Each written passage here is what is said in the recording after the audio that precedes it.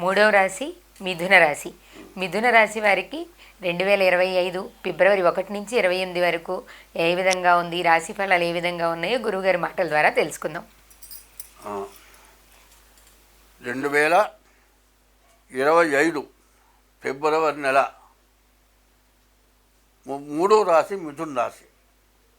ఈ మిథున రాశి ఫలితాలు 2025 ఫిబ్రవరి 28 వరకు ఈ మిథున రాశి ఫలితాలు మనం చెప్పుకుందాం. ఈ మిథున రాశి కన్యా మిథునయోర్ బుధ, ఈ రాశులకి బుధుడు అధిపతి. కానీ ఈ రాశి పరిస్థితి ఏంటంటే వృషభం కంటే కూడా పూర్తిగా అస్తవ్యస్తంగా ఉంది. ఈ రాశికి శుక్రుడు ఒక్కడు తప్పితే ఏ గ్రహం కూడా బాగాలేదు. తర్వాత ఈ రాశికి మిథున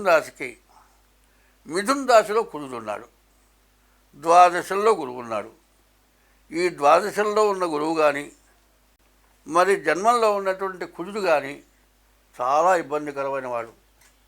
అందులో ఇప్పుడు మరి పొల్యూషన్ వల్ల రకరకాల జ్వరాలు, దగ్గులు, జలుబులు ఇట్లాంటివన్నీ వస్తున్నాయి.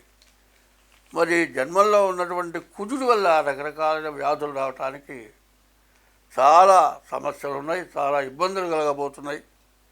కాబట్టి ఈ రాశి వాళ్ళు ఎంత జాగ్రత్త పడితే అంత మంచిది. గురువు వల్ల విద్య సాగదు, పుస్తకం పట్టుకొని చదవలేడు. ఒకవేళ చదివినా ఇంట్లో వాళ్ళు ఏదో పని పెడతారు. మరి స్కూల్లో కూర్చొని చదువుకోవాలన్నా కూడా అక్కడ చదవటానికి పక్కన జోరీగలాగా అల్లరి చేస్తారు. ఒకవేళ కొంచెంసేపు మొండికి పడి చదివినా కూడా పుస్తకం అవతల బాగా చేతిలో పోదాం అనిపిస్తుంది. మరి చదువుకునే వాళ్ళకి ఈ నెల చదువు బాగా కష్టంగా ఉంటుంది. తర్వాత కుజుడు వల్ల అనారోగ్య సమస్యలు ఉన్నాయి. తర్వాత ఈ రాశికి శుక్రుడు ఒకటి తప్పితే రెండో వాళ్ళు లేడు. అయితే శుక్రుడు బాగున్నాడు కదా అని వివాహం చేసుకుందామని కనుక అనుకునేట్లయితే రాహుకేతులు పూర్తిగా బాగాలేరు. ఇప్పుడు చాలా వరకు ఎట్లా ఉంటుందంటే చాలామంది ప్రేమ వివాహాలు చేసుకుంటున్నారు. ఈ ప్రేమ వివాహాల వల్ల చాలా ఇబ్బందులు వస్తున్నాయి. శుక్రుడు బాగున్నాడు కాబట్టి మేమిద్దరం ప్రేమికులం, మాకేమీ అడ్డం లేదు, మాకు ఎదురు లేదు, ప్రేమ పక్షులం మనం, ఎవరేమన్నా ఇక వినం అనే పద్ధతుల్లో తిరిగి పెళ్లి చేసుకునేటట్లయితే తర్వాత సమస్యలు. మరి 14వ తారీఖు, ఈ నెలలో 14వ తారీఖు ప్రేమికుల రోజు గురువుగారు, ప్రేమికుల రోజు. ఈ రోజును చాలా జాగ్రత్తగా చూసుకోండి.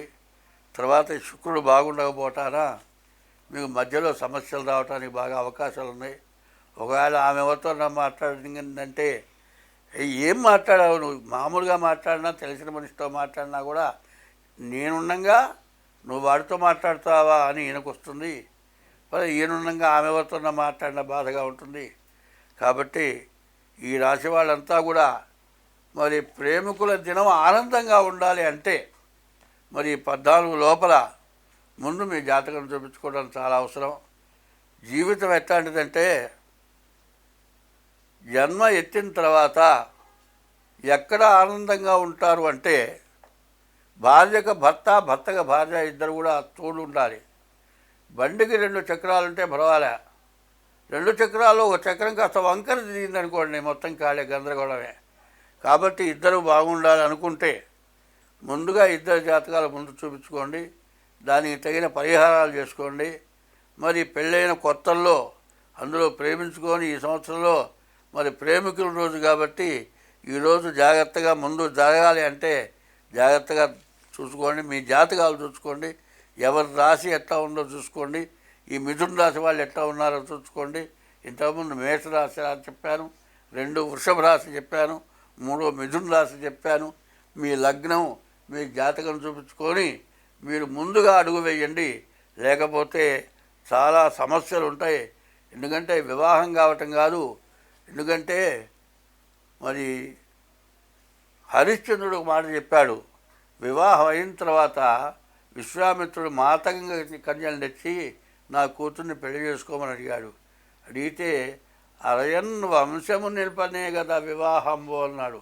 వంశం కోసం వివాహం, నీ వంశం వృద్ధి కోసం వివాహం, నీ కీర్తి కోసం వివాహం, మంచి సంతానం కలగటం కోసం వివాహం, ఇవి కావాలి అనుకుంటే ముందుగా మీ జాతకం చూపించుకొని వివాహం అయిన తర్వాత ముందుగా నేను చెప్పబోయేది ఏం చేస్తున్నారంటే, అబ్బా మనం బాగా సంతోషంగా కొన్ని సంవత్సరాలు హాయిగా తిరుగుదాం, ఇప్పుడు గర్భిణీలు వద్దు, పిల్లలు వద్దని మందులు వాడుకొని తర్వాత పిల్లలు కావాలనుకున్న రోజున గర్భధారణ లేక ఇబ్బంది పడుతున్న వాళ్ళు చాలామంది ఉన్నారు. మీలో మీరు కనుక్కోండి. ముందుగా మందులు వాడితే తర్వాత గర్భిణీ రావటం లేదు కాబట్టి ముందుగా గర్భిణీ వచ్చేట్టుగా చూసుకోండి. వచ్చిన దాన్ని పోగొట్టుకోబాకండి. గర్భస్రావం చేయటం ఏంటంటే మహాపాపం, అంతా పాపం కాదు. స్త్రీహత్య పాపం, మరి శిశుహత్య అంతకంటే పాపం. గర్భం వచ్చిన దాన్ని తీసేయడం ఇంకా మూడో పెద్ద పాపం. గర్భం రాకుండా చేయటం నాలుగో పెద్ద పాపం. ఇటువంటి పాపాలు కొత్తగా వివాహమైన వాళ్ళు, ప్రేమికులైన వాళ్ళు ఇట్లాంటి పనులు చేయబాకండి. మీ జాతకం చూపించుకోండి, మీకు అన్ని విధాలా బాగుంటుంది. కలిగిన మొట్టమొదటి సంతానం చాలా మంచివాళ్ళు అవుతారు.